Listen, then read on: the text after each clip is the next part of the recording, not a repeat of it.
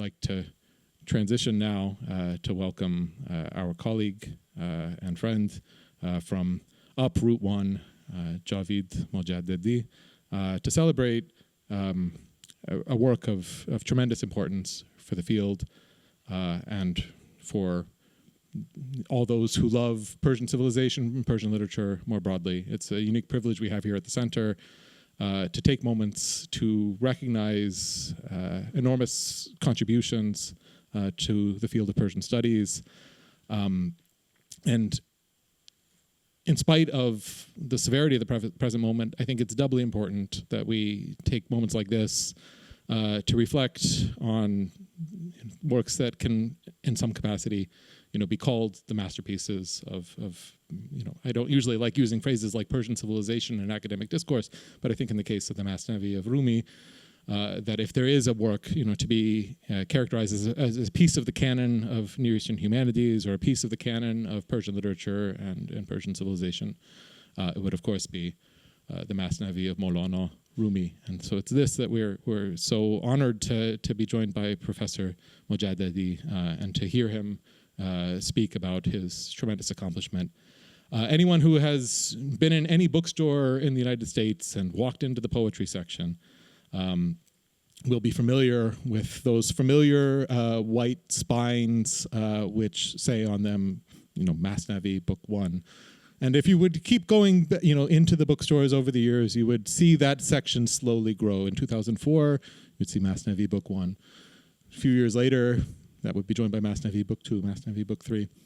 We're here to celebrate the culmination of a 25-year translation project by Professor Mojaddedi, which has finally, in December, resulted in the publication of Masnavi Book 6, the completion of Maulana's Masnavi in English translation.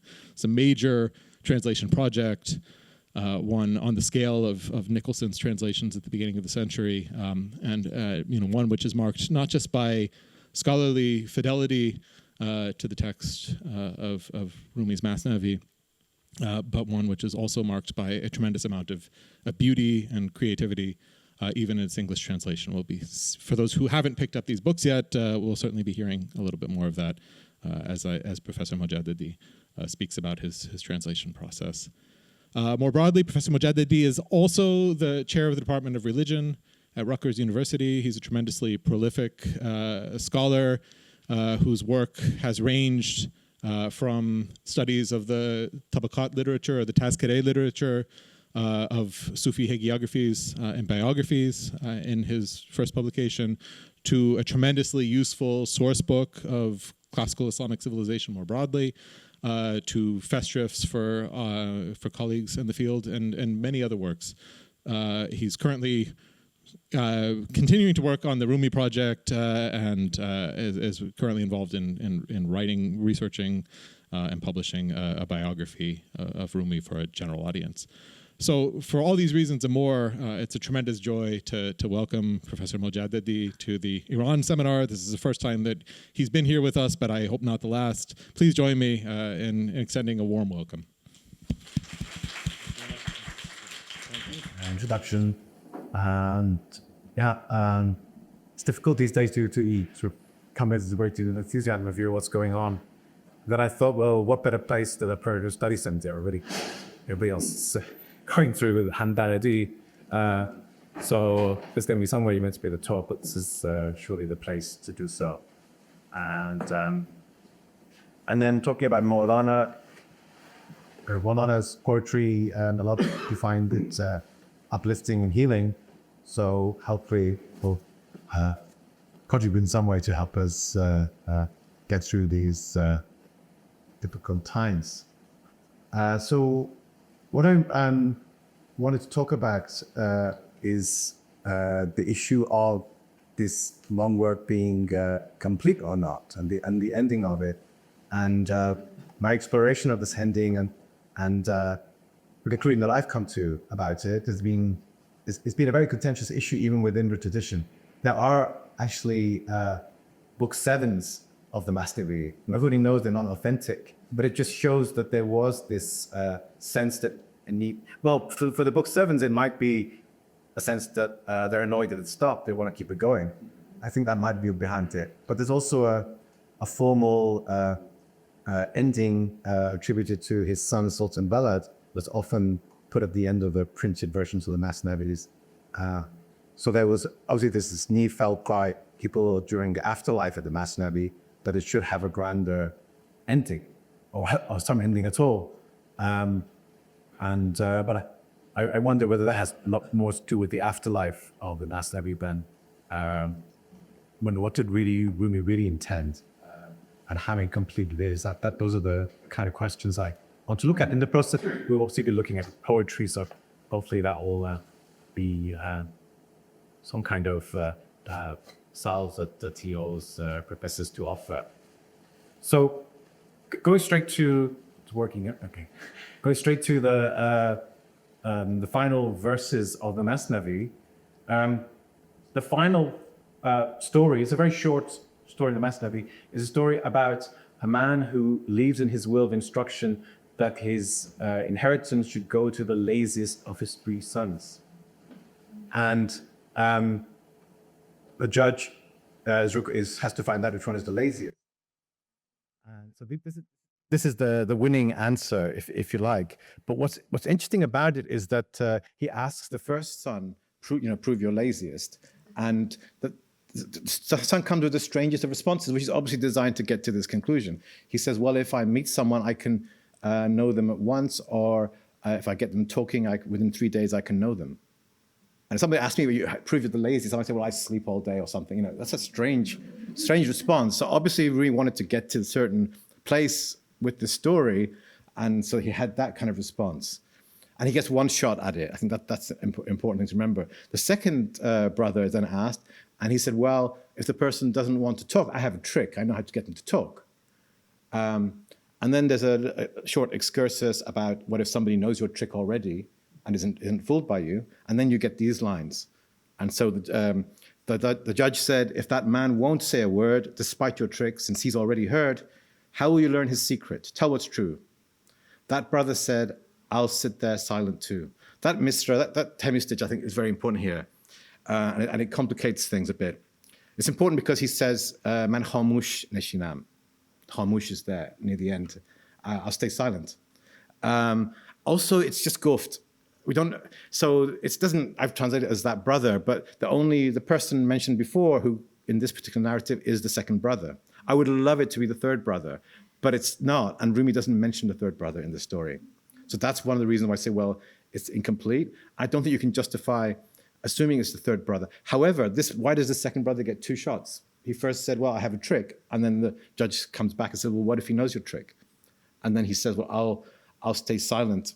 And then whatever speech flows through me, that I'll know comes from his mind, because there is a window from heart to heart. And that's the end of it. So the prevalent opinion is that there's something missing here. The third brother's not mentioned. The late Frank Lewis actually made the point that maybe Rumi is showing the ultimate laziness in not mentioning the third brother. And it might sound far-fetched, but then I was thinking about it, well, why does the second brother get 2 shots? It would have been easy to have the second brother originally interrupts and says, well, I have a trick, if the first brother can't get them to talk. And then why didn't the third brother said, well, I'll just stay silent? Why has he chosen to do this way? Maybe at first I thought that was very far-fetched, but then when I was looking closely at the text, I think, well, it could be something that he did. The other reason that people might say it's incomplete is the preceding long story. Like Rumi's Masnavi has these stories that maybe 1 or 2 sections, and then he has stories that are several sections, that hundreds of verses. The preceding long story ends with this line, and this is the only line given. It's again about 3 princes, and it ends with this final line, and it's the only thing he says about the third one. There are dozens of verses about the first 2. These princes are warned by their father not to go to a certain fort because they'll see he doesn't explain why, but they go there and they see a portrait of the Princess of China and fall in love and are desperate to get hold of her. So the first 2 undergo through a lot and die in the process, and then we don't really hear anything about the third one except this. The third one was the laziest. The third brother was the laziest, winning in form and meaning in the test.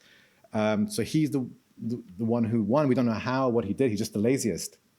So that can also seem that maybe it's incomplete. Why didn't he have lengthy passages in the third one? But I would say with this one that, well, he's got his connection, the laziest, comes from nowhere, and that's what connects with the last story, which is about laziness, and the final answer about being silent, khamush, which those of you who know about Maulana's ghazals, you know that a lot of his ghazals end with khamush, to the extent that some scholars say it might have been a takhallus as well as shams, because there are so many of them. And so I wonder that shouldn't be maybe considered a coincidence. And he structures that story to get to khamush with that response to laziness. Not rather than sleep all day, I can figure people out by the way they talk, or it's to do with perceiving their speech. So how can we figure out whether what's missing here or not? So one advantage is that we have 6 books of the Masnavi. It's not just one book. So what about the other books? Do they have some kind of ending? And if so, what kind of ending do they have? And they do have some kind of ending. But I mean, book 2 is the most unambiguous, just simple clause, Tamal Kalam, that's the end of the discourse. It is an ending. It's a half a hemistich ending. Book 1 warns you that it's slowing down, it's coming to an end, and asks for patience. With the last few lines of the last 3 couplets. It begins with, the speech flows, earth soiled now, it's lost its force, the water's turbid, block it at its source. And at the end, have patience, and God knows best what is true. Book 3 has an ending because it says you have to go to book 4 to read the rest of the story. So that is an ending, although it actually continues into book 4, that story, but it doesn't abruptly just stop, it tells you. And book 4, maybe book 4 is a little bit more unclear, but I think we have to count it probably as some kind of an ending like book 1, when he says, it's evening now, so cut short this discussing, you who enlighten men with your juice pressing. And then there are about 40 more verses, and but it seems to be warning us that it's evening now, cut short this discussing, that an end is coming. So there is some warning, at least, like book 1. And then in book 5, about 11 verses from the end, he says, this is the 5th book of the Masnavi. It's like the mystic zodiac for me. And then he so just referring to the Masnavi, he's not saying it's the end, but and there are many other places in the Masnavi we refer to the Masnavi that isn't at the end. In fact, the very beginning of book 6, you'd expect it at the beginning. Also in the middle of some books, he refers to the Masnavi. So it's not definitively at the end, but it's I think we could take it. It's close enough to the end that he's pausing and referring to the Masnavi. And then the number 5. So he brings us the horoscope signs that we have today for this 5. And while the devil's shot by Sagittarius, water for crops and fruit comes from Aquarius. Though Pisces wrecks the ship that is astray, for friends it makes ships Taurus strong today. Though Leo like the sun rips into night, rubies gain robes of honor from its light.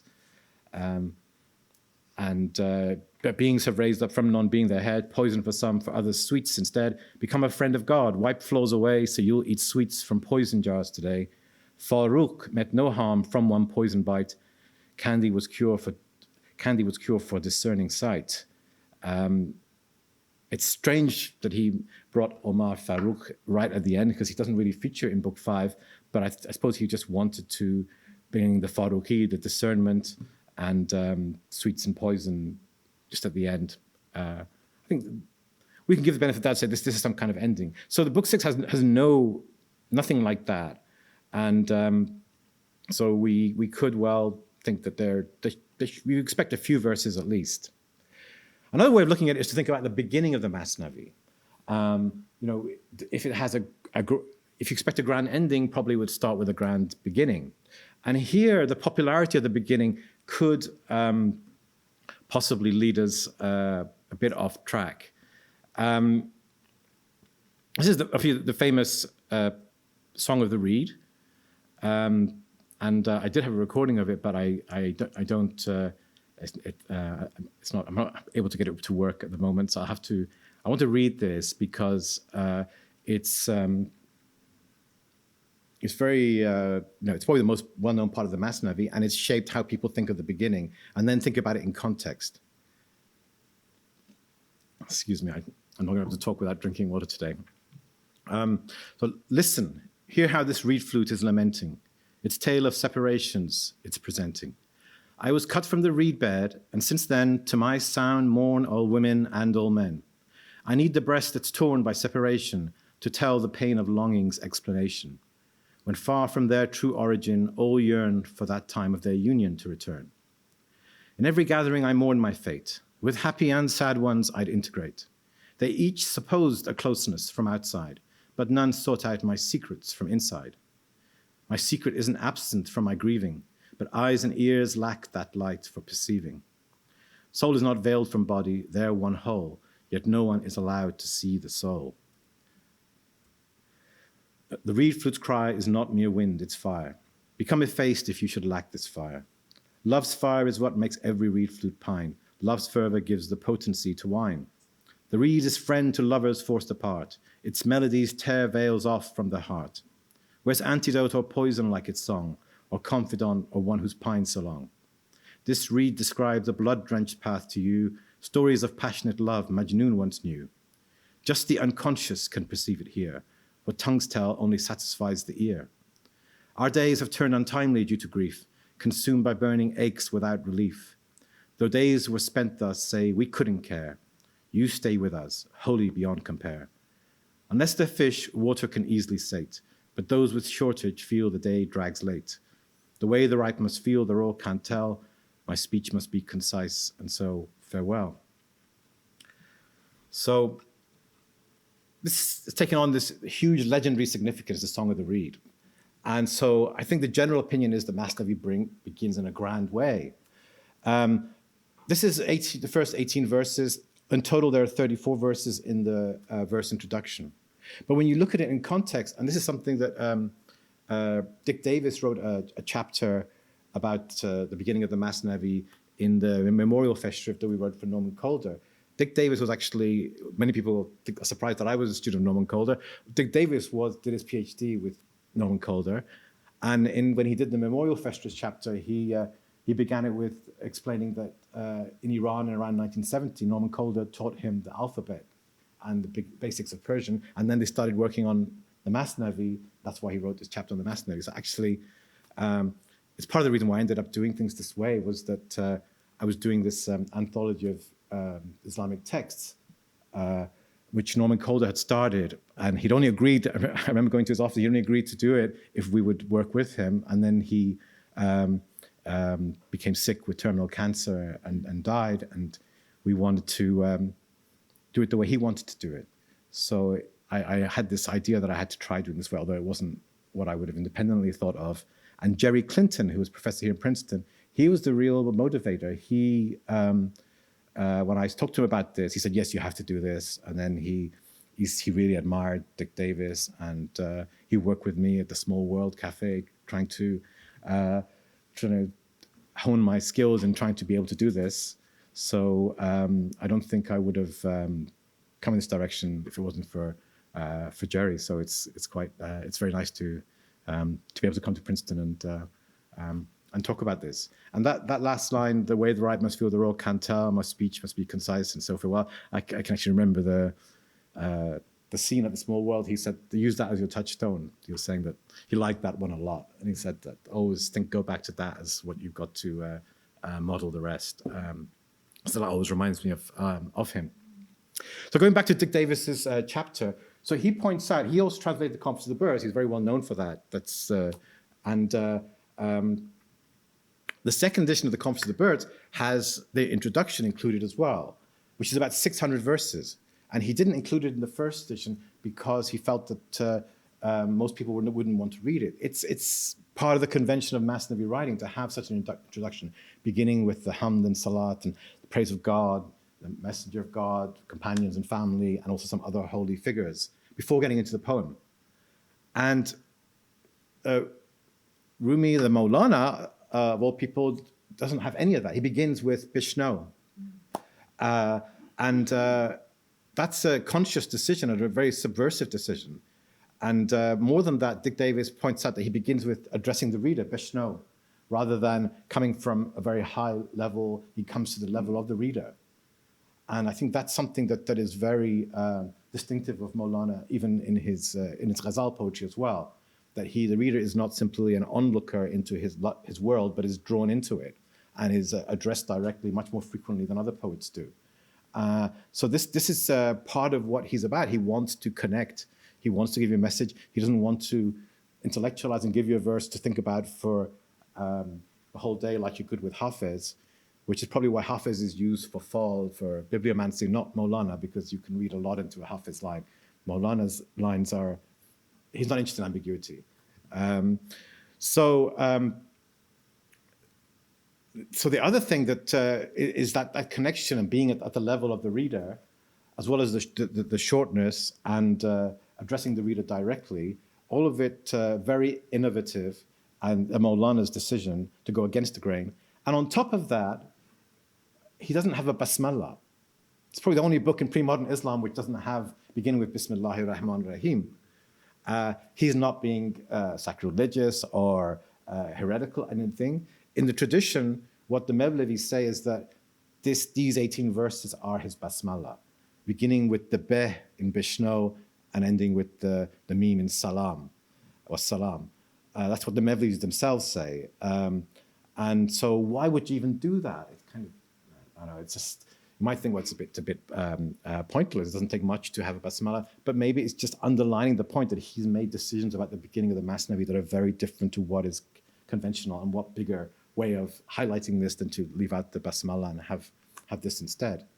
So I think that what this tells me about the beginning is that the very end, we wouldn't expect a grand ending. That's not something that the beginning tells me the Maulana would have wanted to have necessarily. It's more to do with the afterlife. Because the Masnavi, I'm happy to be corrected, but I don't know of any other Islamic text other than the Quran that had a network of centers of study dedicated to it. You know, throughout the Ottoman world, you had Darul Masnavis, Masnavi Hanes. Otherwise, it's just the Quran. I don't know, maybe there are other books in smaller regions that I'm not aware of that have these network of institutions. But it's taken such a huge importance in its afterlife. So that's probably, I think, why wanting to have a grand ending becomes important for a lot of people. So I don't think it should be a grand ending, but surely there should have been something to say that there was the end compared to the other volumes. Another way of looking at it is another important issue is, well, okay, the ending is one thing, but it's not a big deal. What about the message, the teaching? Is it complete, or is there something missing? And here, so Nicholson says in the introduction to his book 5 and book 6, he does 2 books in one volume translation, that he senses that the stories are not in a haphazard order, and each book is a whole, and therefore it's following a certain pattern. So somebody who started using computers because they were good word processors, and I have no knowledge of making diagrams, still haven't learned. The good thing about AI is you can fill it with data and say, make me a chart or a plan. So I asked AI to do this and have the color and a gradient going lighter. And one thing that I've noticed is that in every book, there is a move from a darker, more lower level to a higher, more sublime level. In general, it's not completely linear. I put the snake in there for a reason. That's not AI. The AI wouldn't do that properly. I wish I had to hand draw it. So I put it there because it can throw you off, and it threw me off. How I came to this view originally was I would meet every week with a friend on Thursday evenings when I was doing book 1, and I got to the story of where a guest is visiting Joseph and takes a mirror as the gift because he can't think of anything else to give Joseph other than a mirror for Joseph to contemplate himself in. And also the passages before that, I said to my friend, I think I'm reaching the climax of this book 1. But then right after that, you had the story of the fallen angels, Harut, Marut, and then Satan's fall, and Balaam bin Ba'or, And I was like, hang on a minute, what's going on here?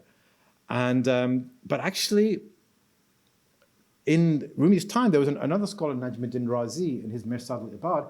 He has this four-part understanding of the soul, that there's the soul commanding to evil, the blaming soul, the inspired soul, and then the soul at peace. And the inspired soul he describes as the most dangerous level. You can fall badly through delusion and pride, and you need proper guidance to get through it to reach the soul at peace. It's actually the riskiest level. I sometimes wonder whether that's the level that Maulana needed Shams for. And in this book one, Zayd is in that level, and thankfully he has the Prophet to guide him through it. Just to show that this is really well known in their time, although it might not be so known now, is that there is a board game that shows it really obviously. This board game, Shatranj al-Urafa, is supposed to depict the Sufi path. You can see the big snakes towards the end, and the one on the right says Ghurur is the cause of falling down to Zillat, where you begin and you want to get to the top for Wisal. This is just, I'm not saying Maulana got it from him, I'm just saying in his time, that conception of the Sufi path was not, was very common enough to be in a board game that, we have many manuscripts from Anatolia in the 13th century for that. And so I'm convinced that this is a path from beginning with stories of domination by the commanding soul, whether it's a superficial love of a slave girl for a handsome goldsmith whose handsomeness fades, or those stories about the oppressive Jewish kings that want to kill all the Christians, one of them with a vizier who's very cunning, and the other one who throws the Christian baby in the fire. Then an ending with Ali ibn Abi Talib, ready to embrace his death when his servant tells him that he dreamt that he would kill him, and said, "No, please kill me first. I can't do it." And he's no, this is what's meant for me, and there's nothing you can do, and I'm ready, the soul at peace, to return to God.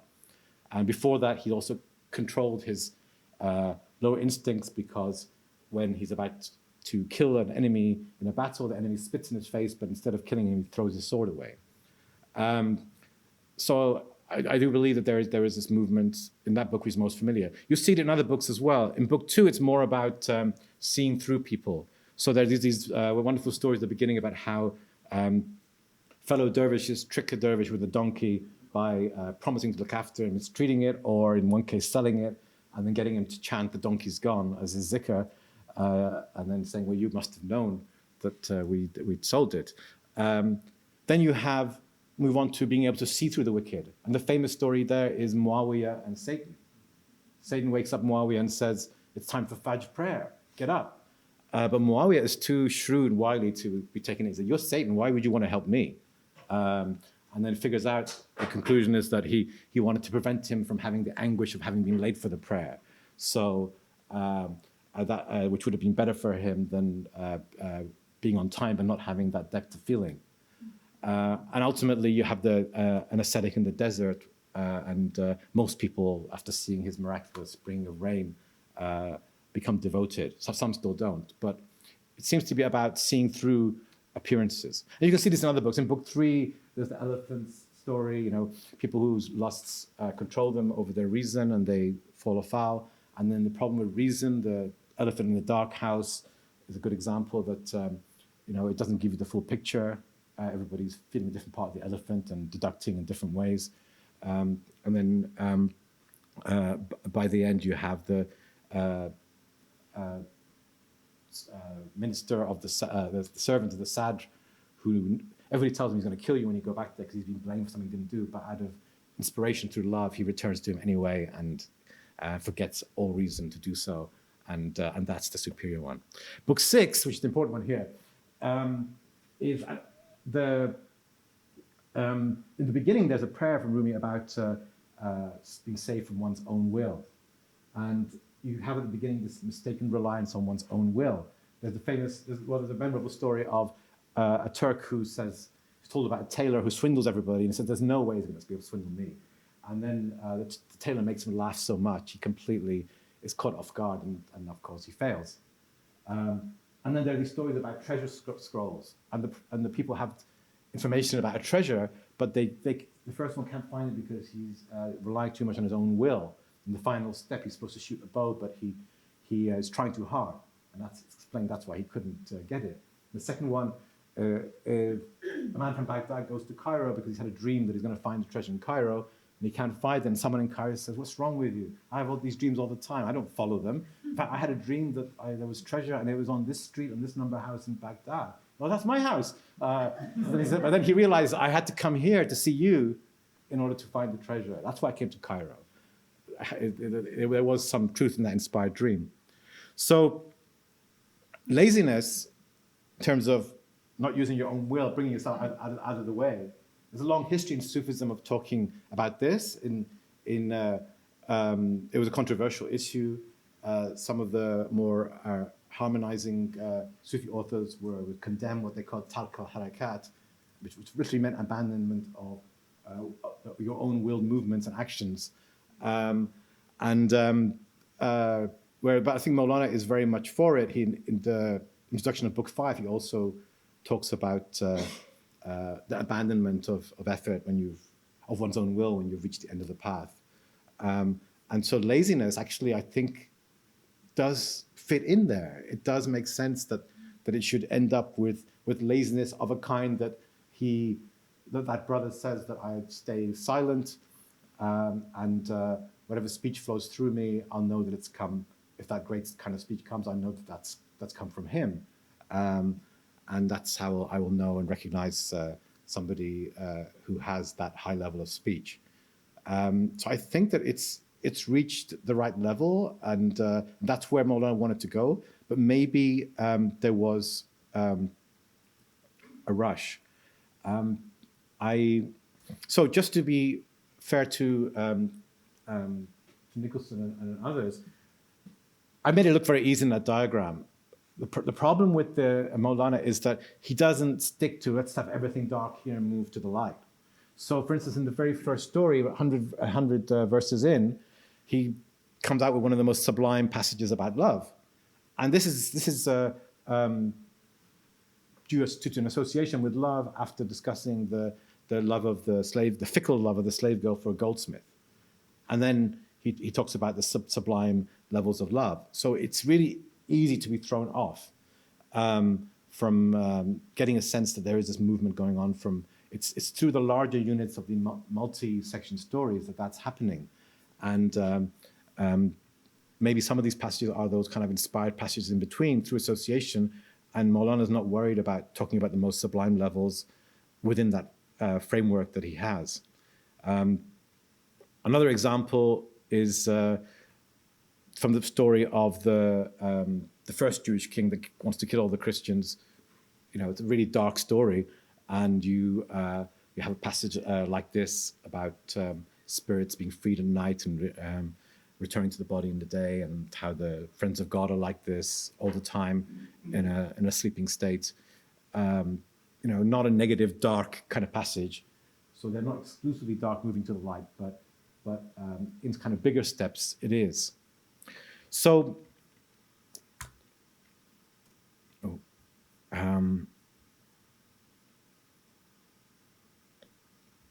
Another important distinction with the final volume is that it has extremely long headings, or more of them. You do find them in the earlier books too, but there are many more really long headings. And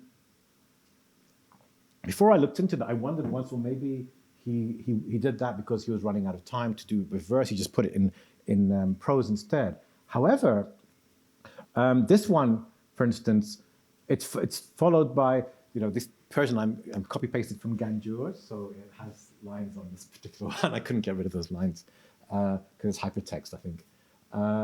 So this one, with all this discussion about the eternal now, what follows it begins with the mouse begging the frog, don't delay, but then it moves on to many other important subjects before the next section. So this doesn't actually correspond to the verses that follow as a whole, only maybe the first dozen lines.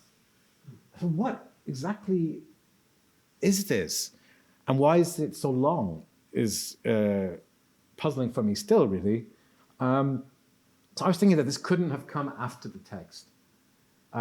It has to be before the verses. It has to be before the verse that comes after actually. I wasn't sure about that before, but this seems to be the case. And maybe there were kind of notes before moving on to producing the verses. And I'm also wondering whether it might even been written materials that he had. Because, a lot of the stories in the Masnavi, many stories, not a high proportion of them, but there are so many stories in there, but still a good number of stories in the Masnavi are in the Fihi Ma Fihi, his discourses. But they're in prose. So presumably he was teaching his students and he was telling these stories in prose before he put it in verse. What better, of course, if you could use your own repertoire of stories when you write the verse, when you write the poem of stories, you'll just versify them.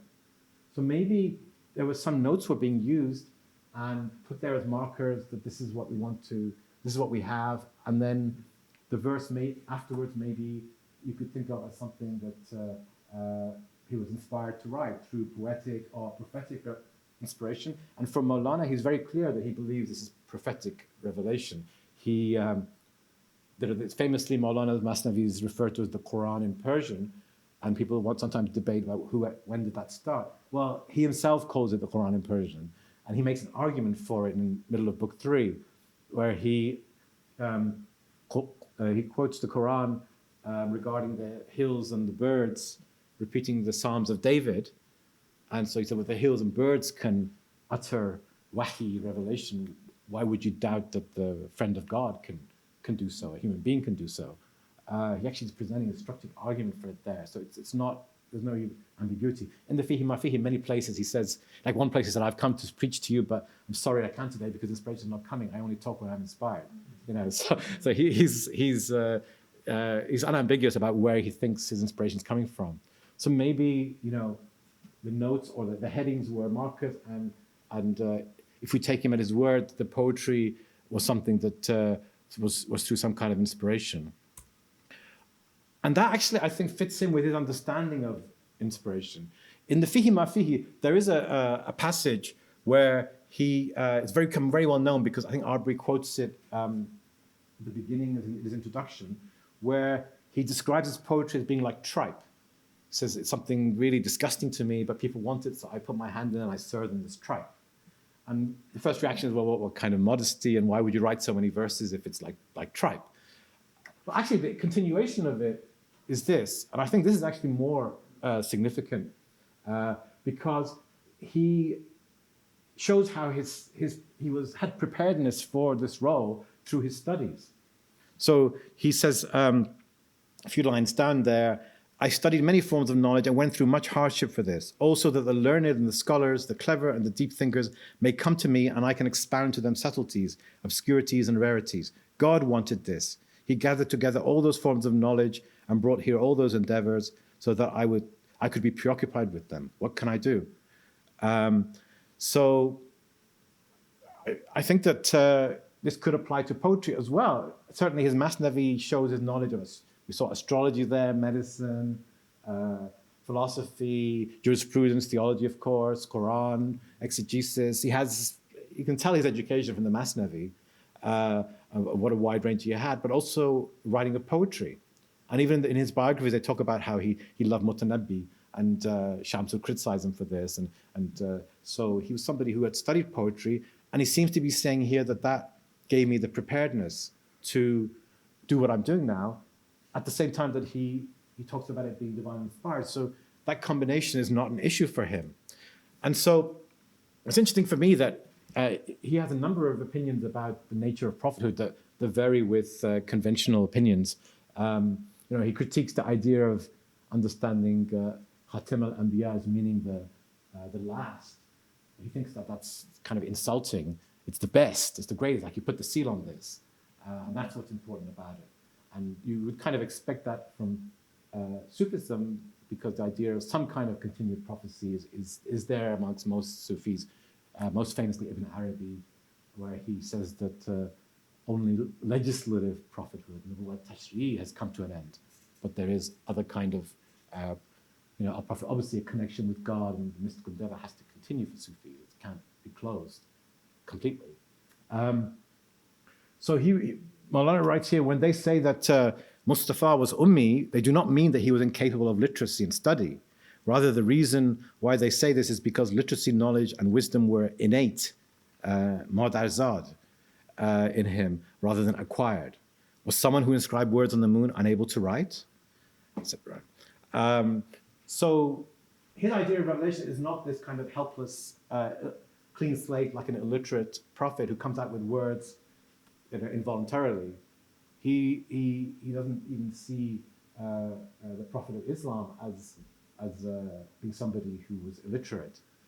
And so for himself, that he seems to consider his revelation as being combined with his preparedness through study, through understanding of how to write poetry, and then when the inspiration comes, he could fulfill it.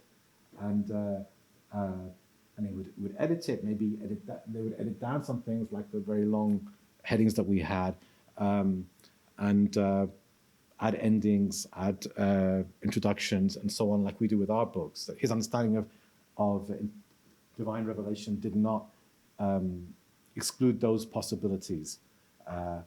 And maybe that could also explain his many lyrical flights at what might seem as strange moments in really dark stories or negative aspects of characters, but then a certain word is mentioned, he goes on a sublime lyrical flight for dozens of verses where you wouldn't necessarily expect it. And so it's difficult with the Masnavi. You can't say, oh, go there and you'll find that whole section about all those beautiful things about love, or go there and find all those sections about the terrible things about the commanding soul. It doesn't work like that.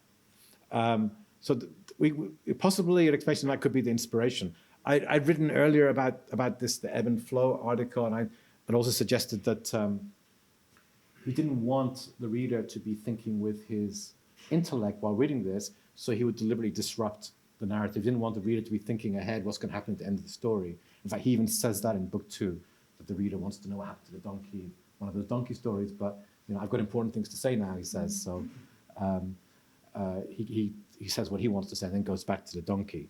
But I think that he also is engaged in messing around with your head in a way, that he wants you to connect with it beyond the intellect. And humor is a very well-known big part for Maulana. The tailor and the Turk story is interesting because it was through humor that the tailor got the Turk to be distracted and caught completely off guard. And in a way, Maulana is perhaps trying to do that with the reader, to catch you off guard, to move you with emotion, and then you can be receptive and in a deeper level to the message that he has. Whereas if you're approaching it with your intellect, that's so wrapped up with the self that you're probably less likely to be receptive to any important message that he has. And his aim is to move and to shake and not to intellectually stimulate, which can also explain why he is so interactive in his poetry. Begins with the Bishnal directly dealing with the reader and continues in that way with his presence all over the text in a tradition where the narrator rarely gets involved with the reader directly in such a way. So that's all I wanted to say about Book 6 in the context of the Masnavi. Okay.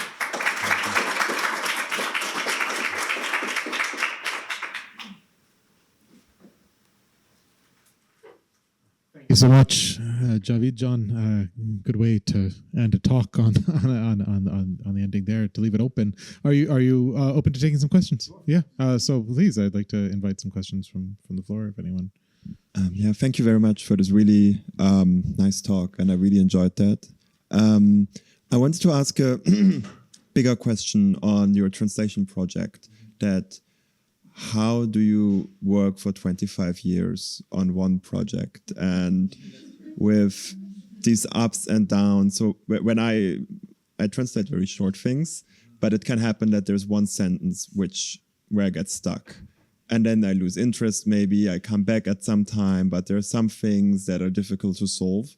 And when I translate 20 pages, that's one thing. But when I translate the Masnavi, I can imagine that you experience those moments of hardship during the translation. And I'm just interested to hear generally your experience and how this project shaped you as well. I am a great believer in going back. It's often, especially if I'm doing something and I want to versify in a way that's satisfactory, I go back and leave it and go back to it. And somehow the brain works in a different way. You see things from a different angle. So the way that I started doing this, I actually, I found myself in a job that could have been like a career killer. I was an assistant editor at Encyclopedia Iranica. And at that time, the person who was in charge would not give us any research time. And then I heard the legend of Octa Shervo, who, Daniel's supervisor, who used to wake up at 5, work for 3 hours, and then go to work at Iranica. And that's how he managed to keep up his research. And I was living in Princeton, but I had this train commute. So I worked on the train, and I would write a literal translation, take it on the train, and then work on versifying it. So what I discovered is that if I was working on the kind of time pressure there in terms of I didn't have any other research time, but going back later and looking at problematic verses helps to improve them. Yeah. In fact, I'm doing a second edition of Book 1 at the moment, which has been being an interesting experience. I was, they were interested in possibly doing it, and a lot has happened since then, including an interesting new edition. The text isn't much different, but the way he breaks up the text, I think, is very helpful for readers. So I was looking at the version again, and I've made a lot of tweaks, you could say, just by going back over time. But even like a day later, I think that it's good to have a way of leaving a mark. You need to go back and look at that one, and go back with a fresh pair of eyes of your own to tackle it again. I've always found that helpful.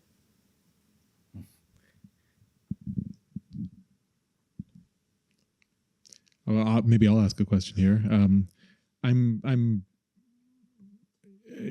interested in the way in which the tradition thinks about structure in texts like Masnavi, because from Nicholson and who was responding to a generation of Orientalists who saw no structure, essentially, these sort of tropes of Orient pearls and whatever. We have been interested in precisely the kinds of charts that you showed here in trying to trace the narrative structure of such texts. But given that there is such a tradition of reading Masnavi, and as you gestured toward, and given that there is obviously tension within the tradition in terms of thinking about the end of this text and trying to, in some way or another, continue it. To what extent does the tradition sort of reflect on this general question of structure and not just when one sees references to Masnavi, it's usually sort of one-off quotes rather than talking about the overall sort of narrative of the text. I quite like this connection in particular to the Shatranj Orafa that you showed, and sort of a broader connection to literature, which talks about the ascension of the soul, in a sort of progressive way, visionary treatises and so on. But I'm wondering if you see anywhere in the tradition where that is sort of explicitly said by anyone as a way that they read Masnavi, or if not, if the tradition gives any sort of clue as to like how the overall meaning and structure of the text were seen to be related to each other. Yeah. It's a very important question. So I think in tradition, passages are read out. It's too long to read the whole thing. So, but I think there is recognition that these multi-section stories form one kind of a unit that's already there. Margaret Mills wrote a chapter on that in a volume. I think it might have been for Emery Schimmel in the 90s. And there's been the study by Whiteman and Safavi, who see a chiasmic structure and argue for a synoptic reading of the Masnavi rather than a sequential one. Right. And I've written sort of critiquing that before, but a couple of points that are, for me are really that's going on the wrong track is that Maulana is the last poet to be a cryptic kind of a writer. He's trying to communicate so easily with people, and so he's so accessible that this idea that he had a secret message that you could only figure out by doing that is something that is, I think anybody who reads Maulana Persian would find a bit unconvincing. I'm not surprised it hasn't really had many takers. And the main brains behind it didn't know Persian, and he read Nicholson. And he also relies on Nicholson's, the first manuscript that he was using before he changed it all for the argument. And also they don't give any, what is this big secret message? But Maulana gives a secret story all the time. He's always saying there's another secret, and I'll tell you this, and it's going to blow your mind. I don't think, that kind of esoteric approach to secrets written in the text, I think it's missing the point. That's also using your intellect more, and which is exactly what Maulana is trying to move you away from.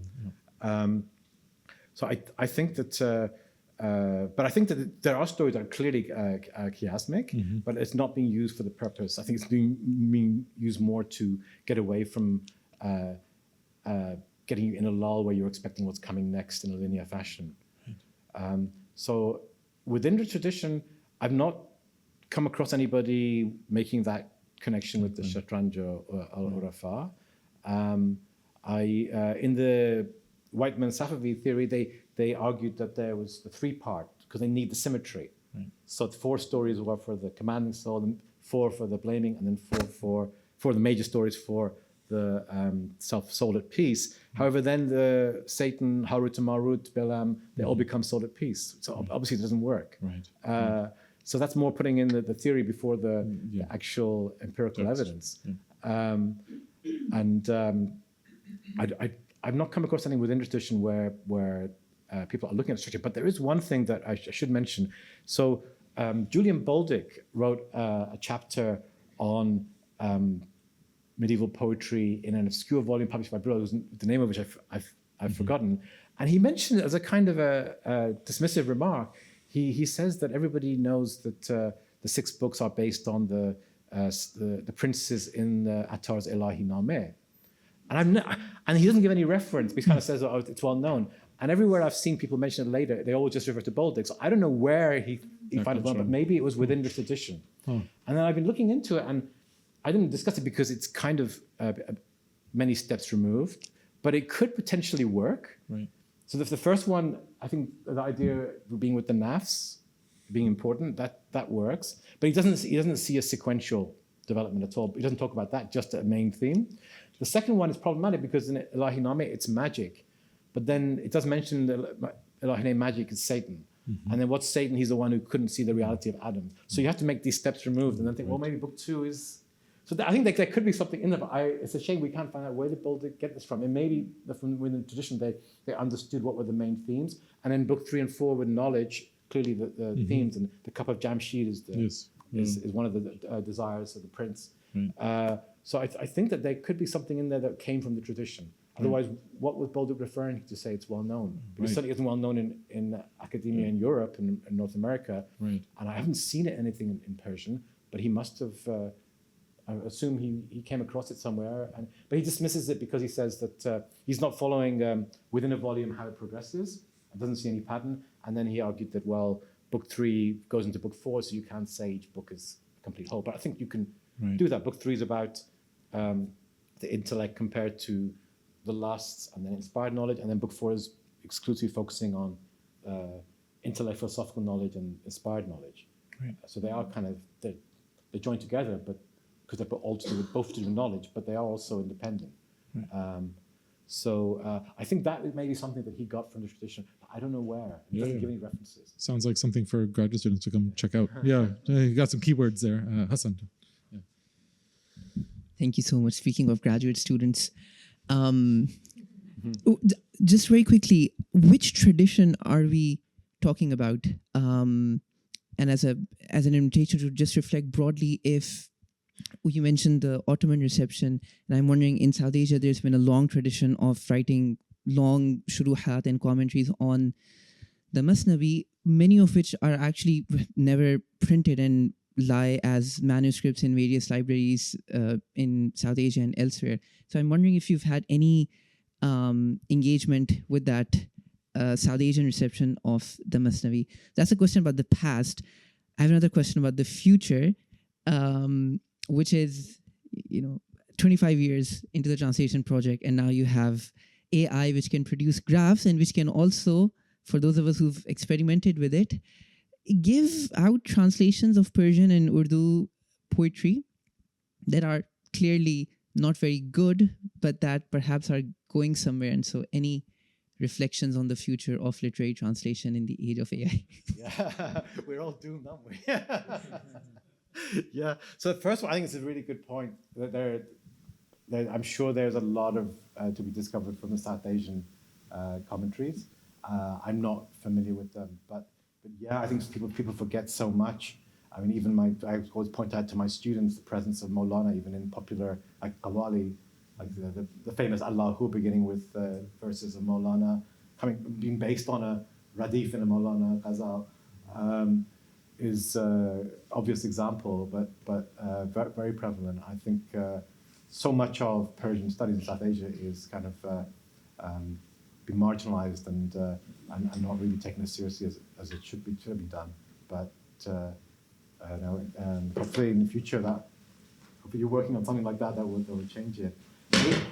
AI, yeah, I dare say. I just hope that one of my optimistic thoughts was that, well, maybe AI will end up showing us what makes a human different to a machine. And most of us have forgotten, and we're basically living our lives as if we're just machines, and we've forgotten that part of it that makes it different. Maybe through AI we'll actually get to that, because everything else will be, well, that's just, AI can do that, machine can do that.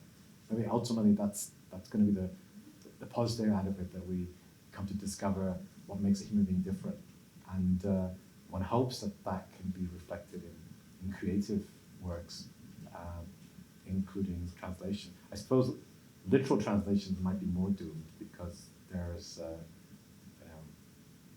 you probably are going to be getting a literal translation from AI, but you're not necessarily going to get a more creative translation, which will depend on the person doing it. But who knows, maybe we'll discover that's not part of being a human either. We're going to eventually get to what is our difference.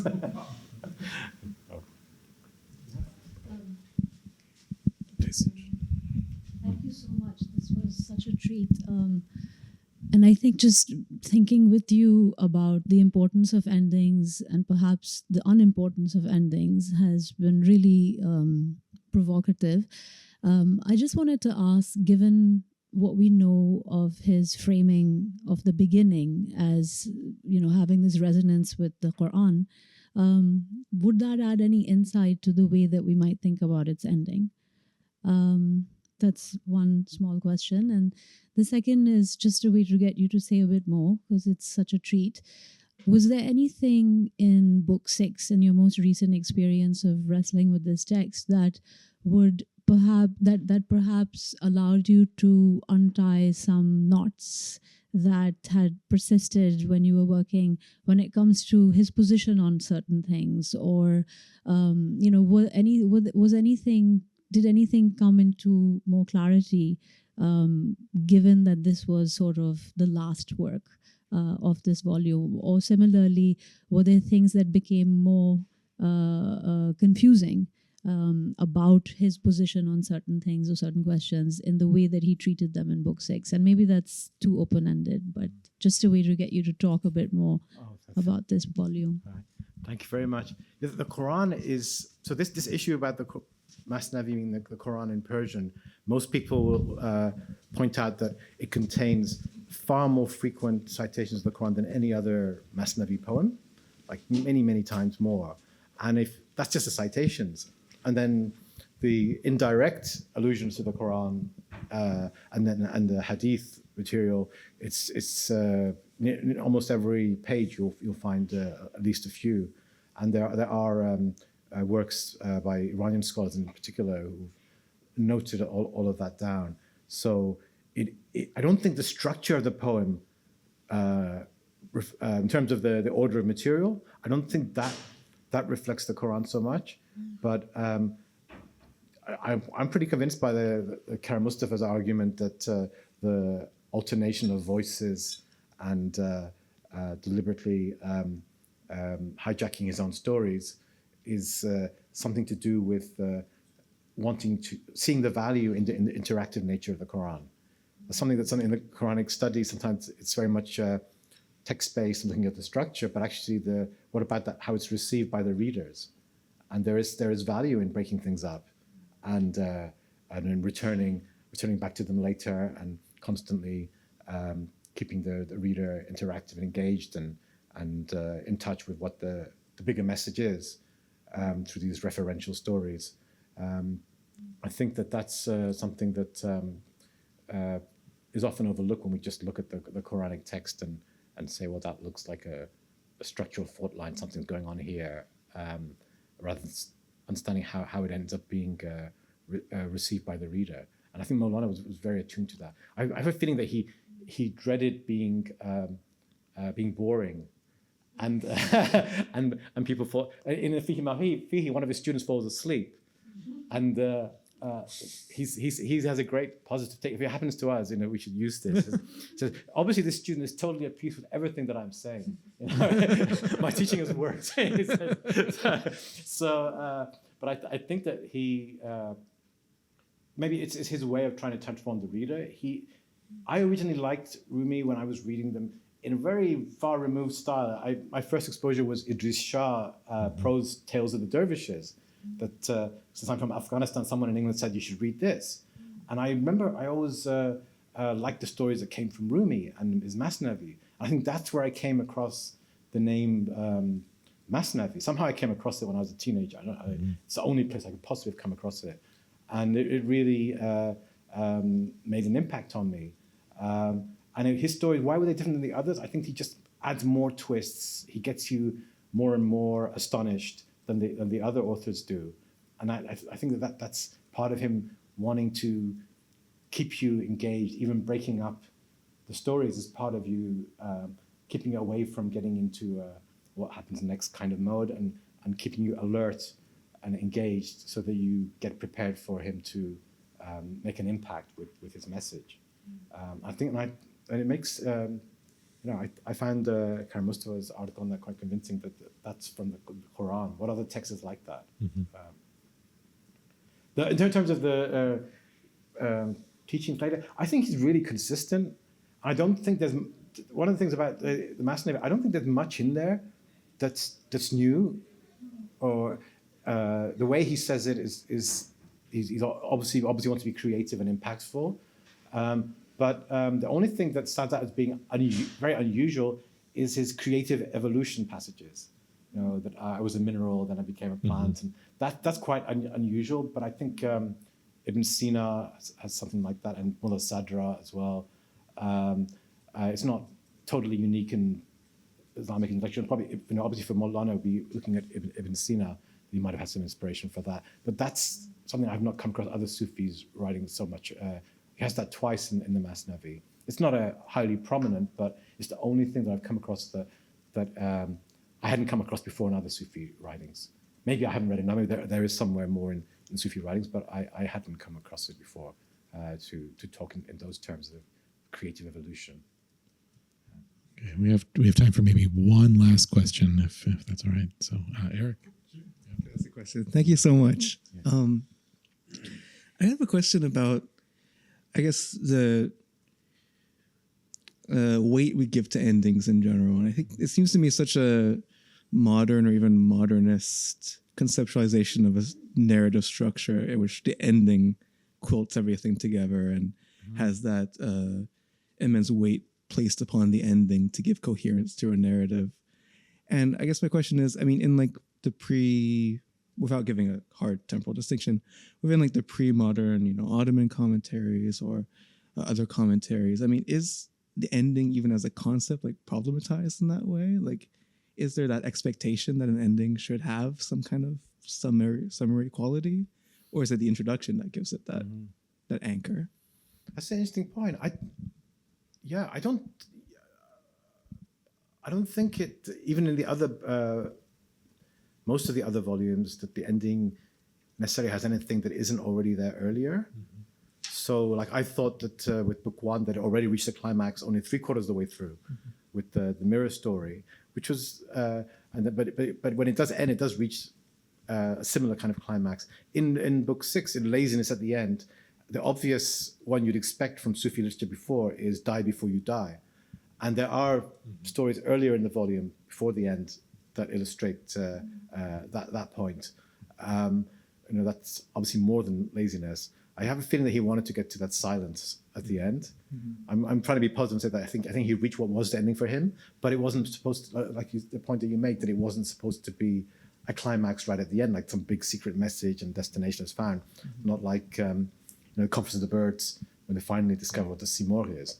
That wasn't something that he had planned. I think you make a good point that it's a journey, but the journey is not necessarily about a specific destination, but being transformed by the time you've got through that journey. I think that's how he writes. Thank you so much. And with that, please join me in thanking Professor Mojaddedi for a wonderful talk. I wrote down Sabr kon wallahu alam bisawab. So, I mean, that's a wonderful message for this moment too. But please, thank you so much. Yep.